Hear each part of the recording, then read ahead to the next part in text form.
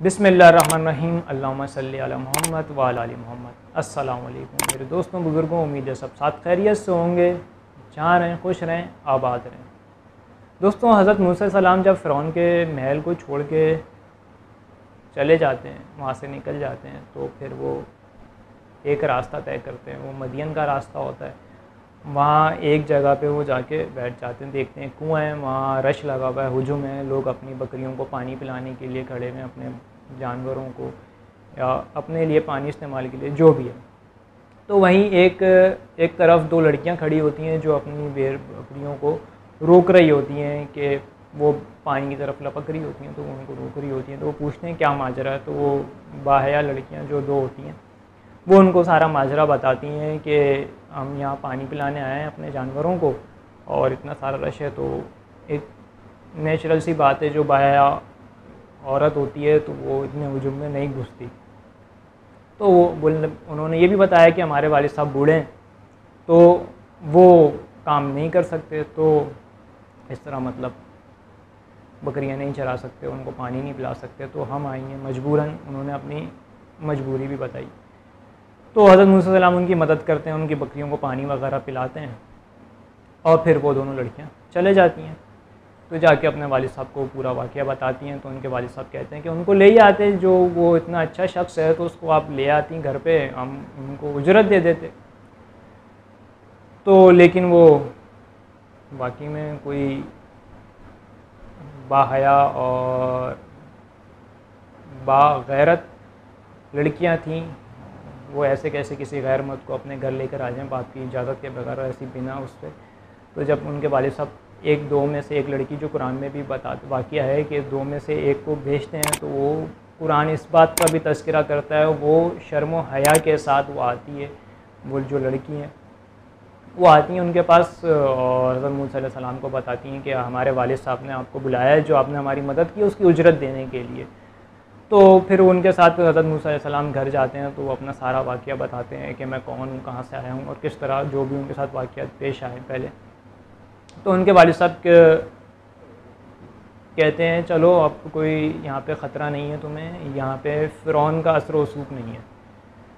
तो उनकी जो एक बेटी होती है वो उनसे कहती है कि अब्बाजान, इस शख्स को आप अपने पास नौकर रख लें, ये ताकतवर भी है और अमानतदार भी है। तो उनके वालिद साहब ये दो अल्फाज से अपनी बेटी के समझ जाते हैं कि उनकी बेटी को ये शख्स पसंद है। बाकी तफसीर बहुत ज़्यादा है इनमें, लेकिन जो मैं आपको शॉर्ट करके बता रहा हूँ, मुख्तसर बता रहा हूँ। तो वो हज़रत मूसा अलैहि सलाम से कहते हैं कि कुरान में भी ये है कि वो दो में से एक का निकाह उनके साथ करने की ऑफ़र पेश करते हैं और कहते हैं कि आप मेरी दो में से एक बेटी से निकाह कर लें, लेकिन उसके बदले में आपको 8 साल या फिर 8 साल हमारे साथ आपको रहना होगा, काम काज करना होगा, बकरियां चरानी होंगी, मेरी मदद करनी होगी, और अगर 10 साल कर लो तो ये तुम्हारा एहसान होगा। तो वाक़ये का ये जो अल्लाह ताला ने कुरान में वाक़या बताया है, इसका मकसद क्या है? इसमें बहुत सारे मकासद हैं। कुरान मतलब कोई भी वाक़या ऐसे नहीं बता देता, लेकिन जो मेरा ये कुरान का ये वाक़या बताने का मकसद है वो ये है कि जब एक लड़की अपने वालिद साहब से एक लड़के की तारीफ़ करती है तो उसके वालिद साहब आग बगोला नहीं हो जाते। हो सकता है उनको गुस्सा भी आया हो कि एक नामहरम की मेरी बेटी क्यों तारीफ़ कर रही है, लेकिन जब उन्होंने देखा तो लड़का भी समझदार, उनको अच्छा लगा। उस वक्त हज़रत मूसा सलाम को नबूवत नहीं मिली थी, तो लेकिन जब उनको पता चला कि ये वाकई में अच्छा इंसान है, नफीस इंसान है, तो उससे अपनी बेटी का निकाह कर दिया। तो लेकिन आज के दौर में अगर कोई लड़की किसी लड़के को पसंद करे तो उसका बाप तो उसको अल्लाह माफ़ करे गैरत के नाम पे जो कत्ल हो जाते हैं। खैर बहुत सारे वाक़यात, बहुत सारे उसके पीछे पस मंज़र बहुत सारे वाक़यात होते हैं, लेकिन क्या एक लड़की को हक़ नहीं है अपनी पसंद से शादी करने का? या आप लोग कहाँ से आप में इतनी गैरत आ जाती है ये कि आप एक लड़की को उसकी पसंद से शादी नहीं करने देते, या एक लड़के को उसकी पसंद से शादी नहीं करने देते? क्या आपको हज़रत शुएब अलैहिस्सलाम, बाज़ उलमा कराम कहते हैं हज़रत शुएब अलैहिस्सलाम थे, बाज़ उलमा कराम कहते हैं हज़रत शुएब अलैहिस्सलाम नहीं थे, अगर वो शुएब अलैहिस्सलाम थे या नहीं थे, लेकिन फिर भी हज़रत मूसा अलैहिस्सलाम के ससुर होने के नाते वाकई में बहुत ही मुअज़्ज़ज़ शख्स होंगे वो।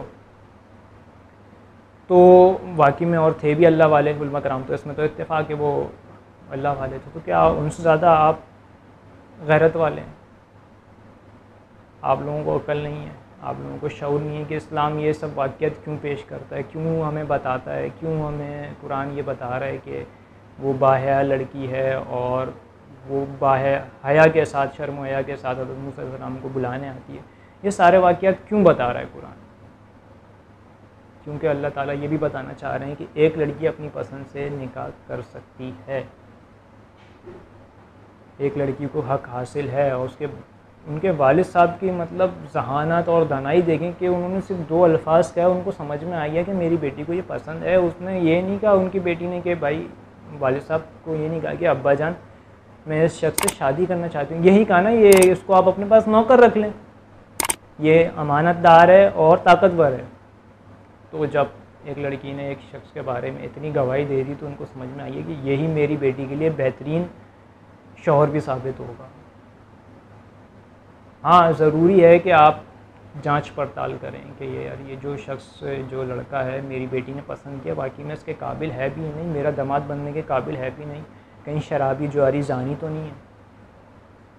लेकिन अल्लाह माफ़ करे, गैरत आ जाती है। खैर, दूसरा मैं आप लोगों को दूसरा वाक़या आपको बताता हूँ कि जब नबी पाक सल्लल्लाहु अलैहि वसल्लम को बीबी खदीजा ने तिजारत के लिए चुना तो उनके साथ एक अपना नौकर भेज दिया। जब वापसी आए तो नौकर ने आके बताया कि नबी पाक सल्लल्लाहु अलैहि वसल्लम अमानतदार हैं, दयानतदार हैं, उन्होंने किस तरह तिजारत की। तो बीबी खदीजा बहुत ही मुतासिर हुई। तो बीबी खदीजा ने रिश्ता भेजा नबी पाक सल्लल्लाहु अलैहि वसल्लम के लिए, नबी पाक सल्लल्लाहु अलैहि वसल्लम ने रिश्ता नहीं भेजा। तो यहाँ से भी हमें पता चलता है कि एक औरत की पसंद की शादी वो कर सकती है, अपनी पसंद से निकाह कर सकती है।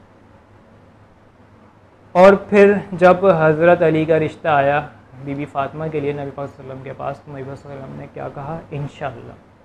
ये नहीं कहा हाँ ठीक है तुम देखे बाले हो, तुम तो खैर मेरे साथ ही, मेरे सामने तुम्हारा बचपन गुजरा, जवानी सब कुछ, और तुम अली हो।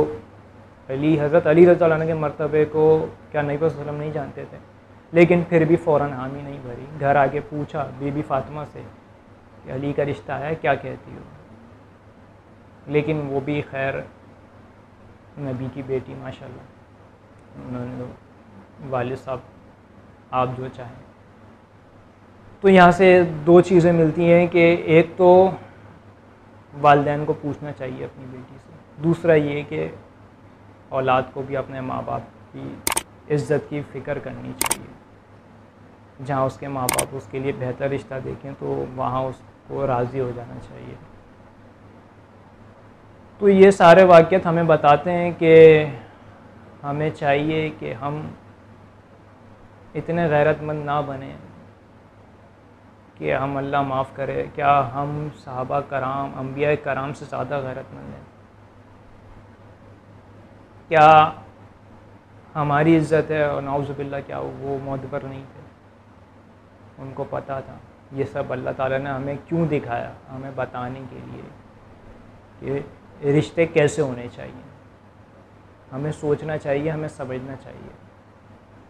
अल्लाह माफ़ करे, कोई लड़की अगर किसी लड़के को पसंद कर ले तो वबाल हो जाता है कि कैसी हिम्मत कैसी। लेकिन आजकल का जो माहौल है वो भी खैर बहुत ज़्यादा ही ओवर हो रहा है कि पसंद तो एक अलग बात होती है, पसंद के साथ साथ जो घूमना फिरना और डेटिंग और चैटिंग, ये सब जो भी चल रहा है ये तो खैर बहुत ही फजूल चीज़ें हैं। अल्लाह माफ़ करे, अल्लाह बचाए तमाम भाइयों को, तमाम बहनों को इन चीज़ों से।